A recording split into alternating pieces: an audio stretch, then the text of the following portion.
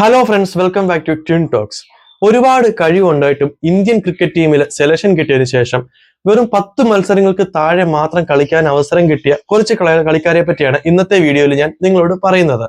അതായത് നല്ല കഴിവുണ്ടായിട്ടും ഭാഗ്യം തുണക്കാതെയും അല്ലെങ്കിൽ ഇന്ത്യക്ക് വേണ്ടിയിട്ട് കിട്ടിയ അവസരങ്ങൾ മുതലെടുക്കാൻ സാധിക്കാതെയും ടീമിൽ നിന്ന് പുറത്തുപോയ കളിക്കാരെ പറ്റിയാണ് ഞാൻ ഇന്നത്തെ വീഡിയോയിൽ നിങ്ങളോട് പറയുന്നത്.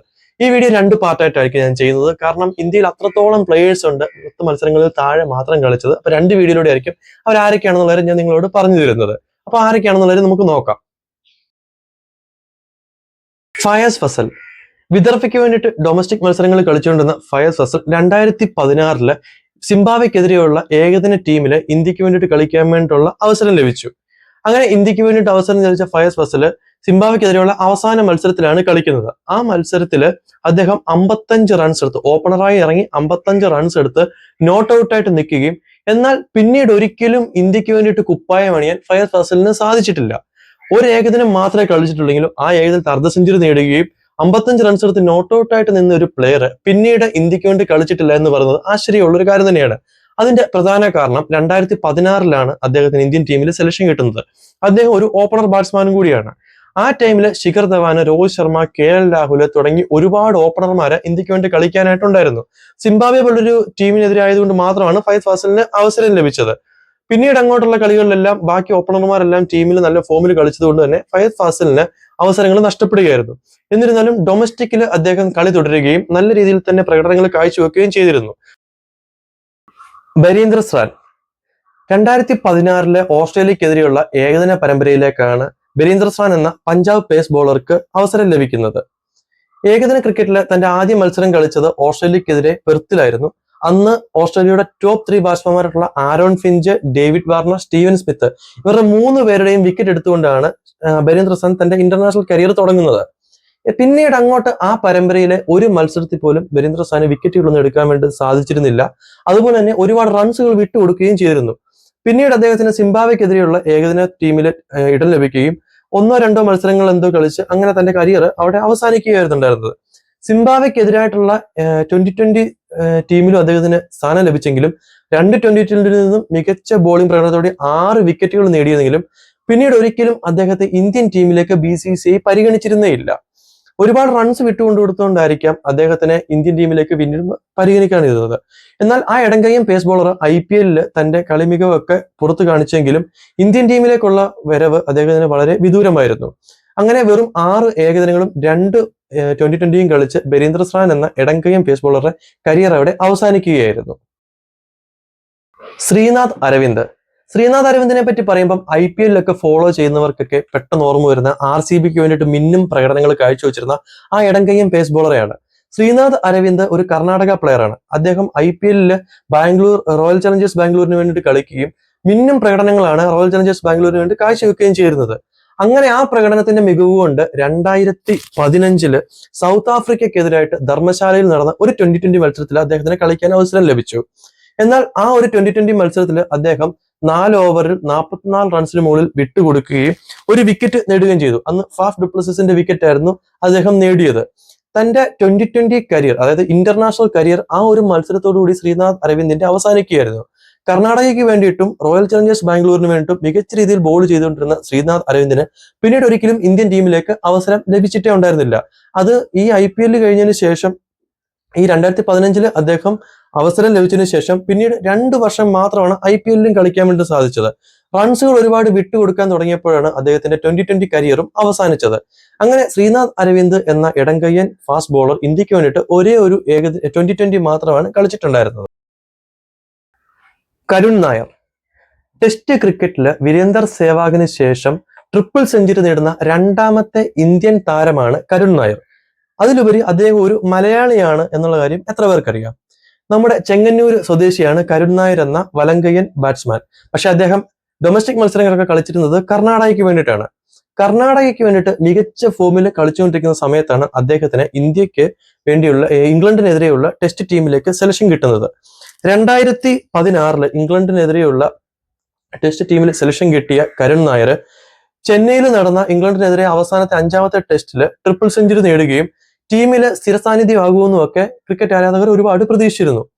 എന്നാൽ ഇംഗ്ലണ്ടിനെതിരെയുള്ള ചെന്നൈയിലെ ടെസ്റ്റ് കഴിഞ്ഞതിന് ശേഷം ഓസ്ട്രേലിയക്കെതിരെ ഓസ്ട്രേലിയയിൽ നടന്ന സീരീസിൽ അദ്ദേഹം വളരെയധികം ഫ്ലോപ്പ് ആയിട്ട് മാറുകയായിരുന്നു. അങ്ങനെ കരുൺ നായർക്ക് ഇന്ത്യൻ ടീമിലുള്ള സ്ഥാനം നഷ്ടപ്പെടുകയും പിന്നീട് 2025 ഇന്ത്യൻ ടീമിലേക്ക് ഒരു മികച്ച കംബാക്ക് നടത്തുകയും ചെയ്തു.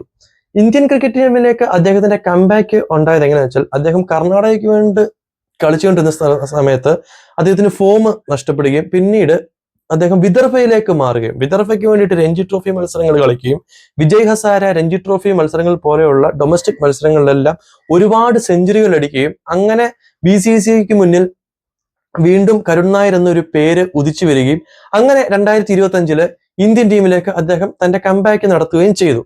പക്ഷെ 2025 ഇംഗ്ലണ്ടിൽ നടന്ന സീരീസിൽ കരുൺ നായർക്ക് എല്ലാ മത്സരങ്ങളിലും അവസരം ലഭിച്ചിരുന്നെങ്കിലും അദ്ദേഹത്തിന് കാര്യമായിട്ടുള്ള സ്കോറുകളൊന്നും നേടാൻ വേണ്ടി സാധിച്ചിരുന്നില്ല.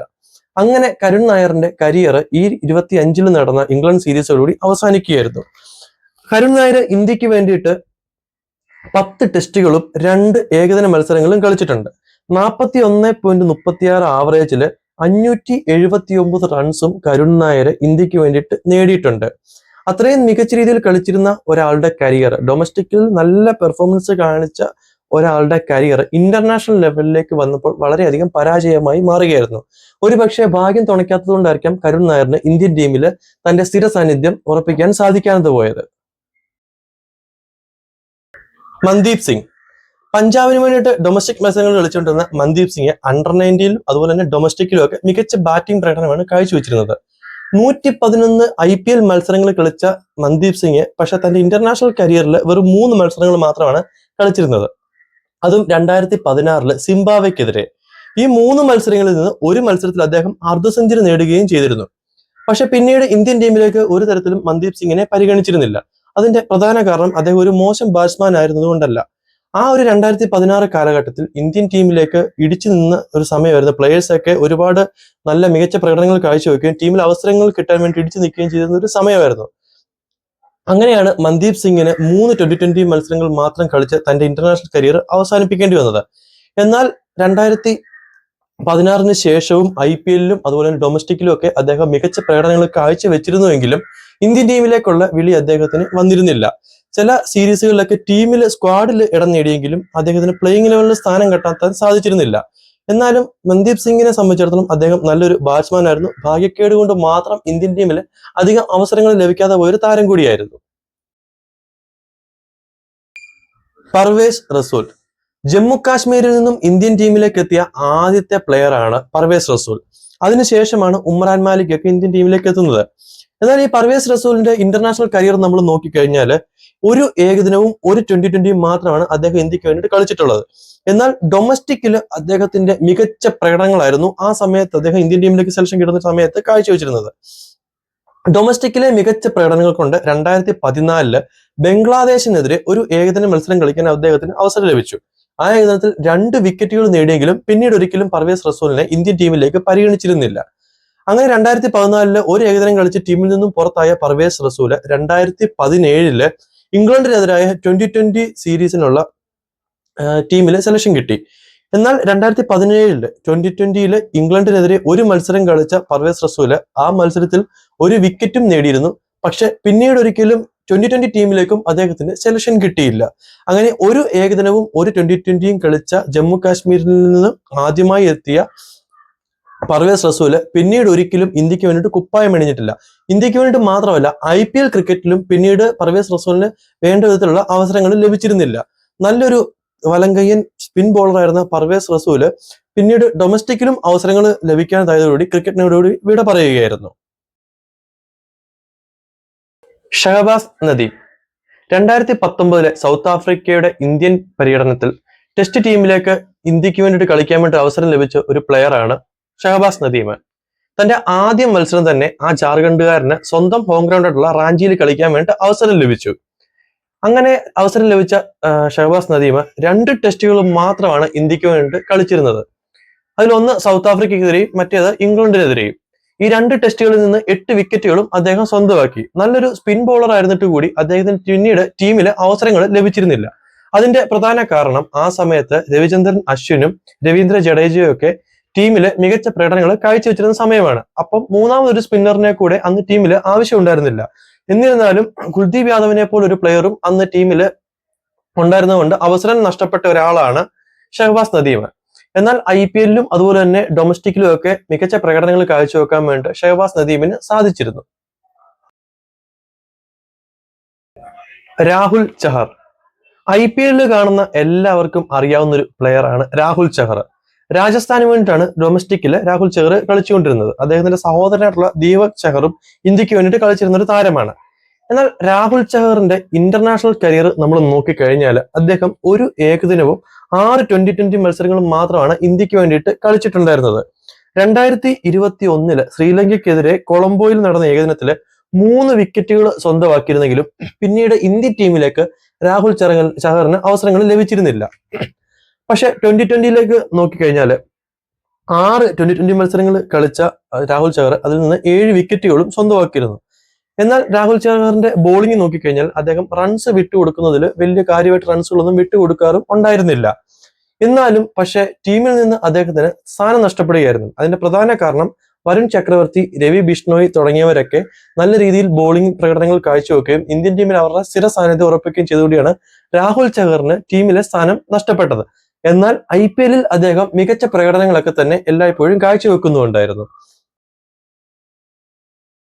സന്ദീപ് വാര്യർ. COVID-19 എന്ന മഹാമാരി കൊണ്ട് ഇന്ത്യൻ ക്രിക്കറ്റ് ടീമിൽ കളിക്കാൻ അവസരം ലഭിച്ച ഒരു പ്ലെയറാണ് സന്ദീപ് വാര്യർ. സന്ദീപ് വാര്യറിനെ പറ്റി പറയുകയാണെങ്കിൽ അദ്ദേഹം ഒരു മലയാളി കൂടിയാണ്, തൃശൂർ സ്വദേശിയാണ്. 2021 ഇന്ത്യയുടെ ശ്രീലങ്കൻ പര്യടനത്തില് അന്ന് COVID-19 ബാധിച്ച് കുറെ താരങ്ങൾക്ക് കളിക്കാൻ പറ്റാണ്ടാവുകയും അന്ന് നെറ്റ്സിൽ ബോൾ എറിയാൻ വേണ്ടിയിട്ട് പോയ സന്ദീപ് വാര്യർ അങ്ങനെ കളിക്കാൻ ആളില്ലാത്തതിന്റെ പേരിൽ ഇന്ത്യൻ ടീമിലേക്ക് വരികയും അവസാന മത്സരം 2020 മത്സരം കളിക്കുകയും ചെയ്തു. എന്നാൽ ആ 2020 മത്സരങ്ങളിൽ 3 ഓവറുകൾ എറിഞ്ഞ സന്ദീപ് വാര്യർ വെറും 23 റൺസ് മാത്രമേ വിട്ടുകൊടുത്തുള്ളൂ. വിക്കറ്റുകളൊന്നും നേടാൻ വേണ്ടിയിട്ട് സാധിച്ചിരുന്നില്ല. അങ്ങനെ ഭാഗ്യം കൊണ്ട് മാത്രം ഒരു 2020 മത്സരങ്ങൾ കളിക്കാൻ സാധിച്ച സന്ദീപ് വാര്യർക്ക് പിന്നീട് ഇന്ത്യൻ ടീമിലേക്ക് ക്ഷണമൊന്നും ലഭിച്ചിരുന്നില്ല. കേരളത്തിന് വേണ്ടിയിട്ട് ഒരുപാട് മത്സരങ്ങൾ കളിച്ചിരുന്ന സന്ദീപ് വാര്യർ അവസാനം കേരളത്തിൽ നിന്നും മാറി തമിഴ്നാടിന് വേണ്ടിയിട്ടാണ് പിന്നീട് കളിക്കാൻ തുടങ്ങിയത്. ഇപ്പോൾ അദ്ദേഹം തമിഴ്നാടിന് വേണ്ടിയിട്ട് രഞ്ജി ട്രോഫി പോലെയുള്ള ഡൊമസ്റ്റിക് മത്സരങ്ങൾ കളിച്ചുകൊണ്ടിരിക്കുകയാണ്. ജഡേജയും അശ്വിനും ഒക്കെ ഓൾറൗണ്ട് പ്രകടനങ്ങൾ കൊണ്ട് ഇന്ത്യൻ ടീമിലെ സ്ഥിര സാന്നിധ്യമായിരിക്കുന്ന സമയത്താണ് 2016 ഇംഗ്ലണ്ടിനെതിരായിട്ടുള്ള സീരീസിലെ ജയന്ത് യാദവ് ഇന്ത്യൻ ടീമിലേക്ക് കടന്നു വരുന്നത്. ജയന്ത് യാദവ് ഇന്ത്യൻ ടീമിലേക്ക് വരുന്ന സമയത്ത് അദ്ദേഹം മൂന്നാമതൊരു സ്പിന്നറായിട്ടാണ് ടീമിലേക്ക് ഇടം പിടിക്കുന്നത്. 6 ടെസ്റ്റുകളും 2 ഏകദിനങ്ങളുമാണ് കരിയറിൽ അദ്ദേഹം കളിച്ചിട്ടുള്ളത്. അതിൽ ടെസ്റ്റ് നോക്കിക്കഴിഞ്ഞാൽ 6 ടെസ്റ്റുകളിൽ നിന്ന് 1 സെഞ്ചുറിയും 1 അർദ്ധ സെഞ്ചുറിയും ഉൾപ്പെടെ 575 റൺസും 16 വിക്കറ്റും ജയന്ത് യാദവ് നേടിയിരുന്നു. എന്നാൽ 6 ടെസ്റ്റുകളിൽ കൊണ്ട് അദ്ദേഹത്തിന്റെ ഇന്റർനാഷണൽ കരിയർ അവിടെ അവസാനിക്കുകയായിരുന്നു. അശ്വിനും ജഡേജയും തന്നെയായിരുന്നു അതിന് പ്രധാന കാരണം. 2 ഓൾറൗണ്ടർമാരുടെ കൂടെ മൂന്നാമതൊരു സ്പിന്നറെ കൂടെ ആ ടൈമിൽ ഇന്ത്യ പരിഗണിക്കുന്നില്ലായിരുന്നു. അതുകൊണ്ടാണ് ജയന്ത് യാദവിന് ടീമിൽ നിന്ന് ഇടം നഷ്ടപ്പെട്ടത്. എന്നാൽ ഏകദിനത്തിൽ അദ്ദേഹത്തിന് കാര്യമായിട്ടുള്ള നേട്ടങ്ങളൊന്നും ഉണ്ടാക്കാനും സാധിച്ചിരുന്നില്ല. ഹരിയാനയ്ക്ക് വേണ്ടിയിട്ട് ഡൊമസ്റ്റിക്കിൽ പിന്നീട് അദ്ദേഹം നല്ല പ്രകടനങ്ങളൊക്കെ കാഴ്ചവെക്കുകയും പിന്നീട് ഇന്ത്യൻ ടീമിലേക്കുള്ള വിളി അദ്ദേഹത്തിന് വരാതാകുകയും ചെയ്തു. എന്നാൽ ഗുജറാത്തിന് വേണ്ടിയിട്ട് IPL-ൽ അദ്ദേഹം നല്ലൊരു കംബാക്ക് ഒക്കെ നടത്തിയെങ്കിലും ഇന്ത്യൻ ടീമിലേക്കുള്ള അവസരങ്ങൾ അദ്ദേഹത്തിന് നഷ്ടപ്പെടുകയായിരുന്നു. പവൻ നേഗി. IPL-ലെ മികച്ച പ്രകടനങ്ങൾ കൊണ്ട് 2016 ഏഷ്യ കപ്പിനുള്ള ഇന്ത്യൻ ടീമിലേക്ക് സ്ഥാനം ലഭിച്ച ഒരു പ്ലെയർ ആയിരുന്നു പവൻ നേഗി. ഒരു ഓൾറൗണ്ടർ ആയിരുന്ന പവൻ നേഗി ഇന്ത്യക്ക് വേണ്ടിയിട്ട് ഒരു 2020 മത്സരം മാത്രമാണ് കളിച്ചിട്ടുള്ളത്. എന്നാൽ IPL-ല് ഒരുപാട് മത്സരങ്ങൾ കളിച്ച പവൻ നേഗി ഇന്ത്യക്ക് വേണ്ടിയിട്ട് UAE-ക്കെതിരായിട്ട് ഒരു 2020 മാത്രമാണ് ആ ഏഷ്യ കപ്പിൽ കളിച്ചത്. ആ ഒരു മാച്ചിൽ അദ്ദേഹം നല്ല രീതിയിൽ ബോൾ ചെയ്യുകയും 1 വിക്കറ്റ് നേടുകയും ചെയ്തു. എന്നാൽ ഒരുപാട് ഓൾറൗണ്ടർമാരുണ്ടായിരുന്ന ഇന്ത്യൻ ടീമിലേക്ക് പവൻ നേഗിയുടെ വേണ്ട എന്ന് തോന്നിയ BCCI പിന്നീട് ഒരിക്കലും അദ്ദേഹത്തെ ടീമിലേക്ക് പരിഗണിച്ചില്ല. അപ്പം ഇവരൊക്കെയാണ് ഇന്ത്യൻ ടീമിൽ അവസരങ്ങൾ അധികം ലഭിക്കാതെ പോയ താരങ്ങള്. ഇത് മാത്രമല്ല, ഇതൊരു 2015 അല്ലെങ്കിൽ 14 ശേഷം ഉള്ള കാലഘട്ടത്തിലെ ആൾക്കാരുടെ കാര്യമാണ്. ഇതിനു മുമ്പ് ഒരുപാട് പ്ലേയേഴ്സ് ഉണ്ട്. അപ്പൊ നമുക്ക് അടുത്ത വീഡിയോയിൽ അവരാരൊക്കെയാണെന്നുള്ള കാര്യം നോക്കാം. അപ്പം മറ്റൊരു വീഡിയോ ആയിട്ട് നമുക്ക് വീണ്ടും കാണാം. അപ്പൊ ചാനൽ സബ്സ്ക്രൈബ് ചെയ്തിട്ടില്ല എന്നുണ്ടെങ്കിൽ നിങ്ങൾ സബ്സ്ക്രൈബ് ചെയ്യുക. നിങ്ങളുടെ വീഡിയോകളൊക്കെ ഇഷ്ടപ്പെടുന്നുണ്ടെങ്കിൽ ലൈക്ക് ചെയ്യുക. നിങ്ങളുടെ അഭിപ്രായങ്ങളൊക്കെ കമന്റ് ചെയ്യുക.